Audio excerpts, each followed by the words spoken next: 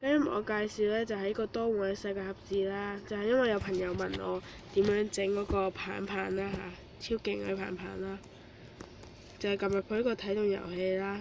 多換世界盒子嘅下載方法唔使咁多，喺網上下載啦撈緊一陣，不過記住一定係喺生存任何一個地方整嘅。然之後而家開一個生存啦。求其呢個舊嗰啲個世界差唔多爛晒咁滯咯。睇下咁樣咯，大約。咁樣呢個之後一幕嚟嘅呢個，呢個就係玩爛咗嘅部分，睇下有冇嚟。然之後千金發晒身上喎，或者仲有位，就係咧背包，然之後撳呢個工具去添加支嘢，然之後咧就咁修改。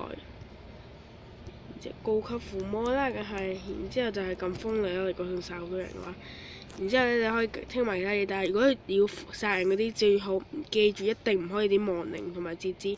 如果唔係佢會剝削咗你鋒利，即係你個鋒利會消失㗎啦。我咁樣做住一支俾你睇先啦嚇，暫時。OK 咁樣啦，然之後好勁啊！呢支棒棒喺度。嗱，咁你就 grip 啦，過去殺佢。打佢下，佢必死啊！嗱，今日教學係咁多啦，各位，拜拜。